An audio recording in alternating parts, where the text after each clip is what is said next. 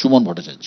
আমি যদি কেয়া মানে বিজেপির মুখপাত্র এবং কর্নেল কৌশিক সরকারের বক্তব্যটা ধরি, তাহলে এই বিষয়টা নিঃসন্দেহে থাকা উচিত যে কিছু একটা ভারত সরকারকে করতেই হবে এবং ভারত সরকার করবেও।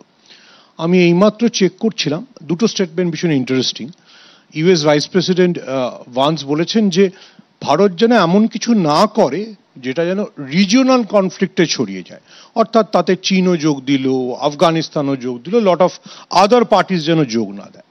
তাহলে এটা মোটামুটি ধরে নেওয়া ভালো যে রুবিও যতই জয়শঙ্করকে ফোন করুন, উনিও জানেন যে ইন্ডিয়া একটা স্টেপ নেবেই। দ্বিতীয় কথা, আমি এক্ষুনি দেখছিলাম যে পিওকেতে একটা অর্ডার হয়েছে যে 2 মাসের অন্তত ফুড যেন জমা করে রাখা হয়। দেখুন, একটু প্র্যাকটিক্যালি কথা বলা যাক যে আমি অতটা মানে যেহেতু দুটোই নিউক্লিয়ার দেশ, আমি এরকম বলবো না যে কোনোদিন পিওকে দখল হয়ে যাবে, কিন্তু কর্নেল সরকার, ব্রিগেডিয়ার সান্যাল এখানে আছেন। আমরা কি অ্যাচিভ করতে পারি? আমরা আমাদের এলওসিটাকে আরটু ওপাশে ঠেলে দিতে পারি, অন্তত আরো 1200-1400 কিলোমিটার যদি আমরা পিছিয়ে দিতে পারি পাকিস্তানি ফোর্সকে, সেটা করাটা খুব জরুরি। আর যেটা বিজেপির মুখপাত্র হিসেবে কেয়া বললেন, যদি সেটাও আমরা করতে পারি, আমরা অনেকেই হয়তো বুঝি না যে পাকিস্তানের ইকোনমি কতটা আমাদের উপর ডিপেন্ডেন্ট। এমনকি বর্ডারে দাঁড়িয়ে যে পাকিস্তানি সোলজার যুদ্ধ করে, তাকেও ওষুধটা ইন্ডিয়া থেকে পেতে হয়, মানে আমরা ওষুধটা ঘুরপথে দুবাই দিয়ে এক্সপোর্ট করি। So if we stop that export, আমরা 85,000 কোটি টাকা লাফলি এক্সপোর্ট করি। তো আমরা যদি এক্সপোর্টটাকে একটু আটকাই, আগের দিনও আমি বলেছিলাম করাচি বন্দরকে যদি আমরা একটু ব্লকেট করবার চেষ্টা করি। দেখুন, পাকিস্তান যারা টেররিস্ট স্টেট, আমার মনে হয় এ ব্যাপারে শাহবাজ শরীফেরও কোনো সন্দেহ নেই।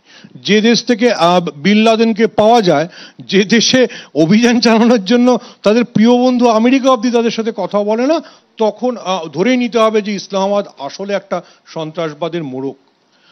তো সে বিষয়ে কোনো সংশয় নেই। তাহলে ভারত কি অ্যাচিভ করতে পারে? এক হচ্ছে, এটা একটা, আমি বিশ্বাস করি এটা একটা গোল্ডেন চান্স নরেন্দ্র মোদী সরকারের কাছে, যে যখন আমেরিকান প্রশাসনের একটা বড় অংশ ভারতকে ফেভার করে, তখন যতটা আমি পাকিস্তানকে পুশ করতে পারি, আমার পুশেরই দরকার। এবং আমি যদি পুশ না করি, তাহলে আমার যেটা ঝামেলা, আমি একটু আগেই দেখছিলাম ইউনুসের ওয়ান অফ দ্য অ্যাডভাইজার, যিনি জামাতপন্থী নেতা, তিনি বলেছেন যে যদি পাকিস্তান আর ভারতের কোনো সামরিক সংঘর্ষ শুরু হয়, তাহলে আমরা গিয়ে নর্থ ইস্টের 7টা স্টেটকে দখল করে নেব। দেখুন, এগুলো হতে পারে সবই মন্তব্য বা রেদরিক, কিন্তু ভারতের মতো বড় রাষ্ট্রের জন্য এই রেদরিকগুলো বেশিক্ষণ মেনে নিলে, প্রথমে পেহেলগাঁওতে হামলা হয়েছে, এরপর দীঘাতে জগন্নাথ ধামে পুলিশ মানে বাংলাদেশের লোকজন চলে আসবে, মানে আমি অ্যাজ এ ভারতীয় ওটা চাইবো না। তো ভারতবর্ষের কাজ, এবং আবার কর্নেল সরকার এবং কেয়ার বক্তব্যকে যদি নিই, it should B A thoughtful manner. মানে আপনি হঠাৎ করে সকালবেলা সমস্ত মানে বিজেপির আইটি সেলের লোকরা উদ্বুদ্ধ হয়ে গেছে বলে নরেন্দ্র মোদীকে ঝাঁপিয়ে পড়তে হবে, এরকম কোনো মানে নেই। ভেবে চিনতে কবে কোন দিন অ্যাটাক করা হবে এবং কতটুকু অ্যাটাক করা হবে।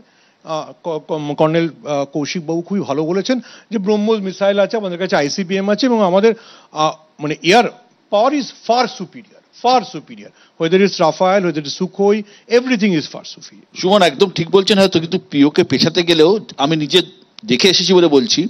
আমি যেটা দেখেছি, আমি যখন দাঁড়িয়েছিলাম একদম টিটুয়ালের লাস্ট গ্রামটাতে, ঠিক 150-200 মিটার দূরে নদীর ওপার দিয়ে একটা বিশাল হাইওয়ে যাচ্ছে।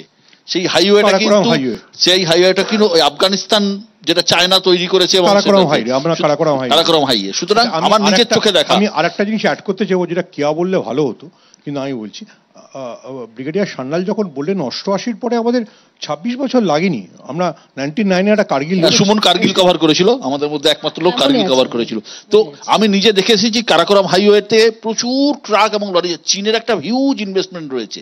সুতরাং চীন মানে পিছিয়ে দিলে, আমরা যত পুশ করব, তাহলে চায়নার উপর চাপ পড়বে, এবং ওপাশে Balochistan, which is already boiling. একদম।